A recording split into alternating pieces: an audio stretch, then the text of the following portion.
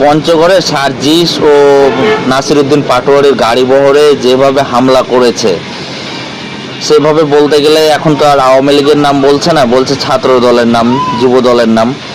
আরে ভাই রে ভাই, কি সেটা ভাঙা মায়ের দিছে রে ভাই। পাটোয়ারি তো পালাই গেছে, সার্জিস ছিল, একটাই বাড়ি লাগছে ভাই, আর বাকিগুলোরে যে ফাটানিটা দিছে রে ভাই, একদম গুদ ফাটা মায়ের দিছে, এমন মায়ের দিছে রে ভাই, দেখেন আপনারা দেখলেই বুঝতে পারবেন। একদম সার্জিস তো থাকলে ওর গোয়ার তো চামড়া থাকতো না। হ্যাঁ, এখন বলে যে ছাত্র দল নাকি মারছে।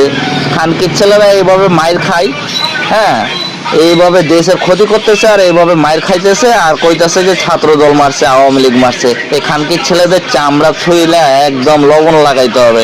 একদম বুধ ফাটা মায়ের গুলা যে দিছে, দেখতে যে কি ভালো লাগতেছে রে ভাই, কি আর কমো। দেশের জনগণ এমনে এমনে মারতে পারে, ওর গোয়ার বাঁধনটা একদম ছিঁড়ে দিছে রে ভাই, সেই মজা ভাই। আমার মনের মাঝে তুই ছাড়া কেউ নাই,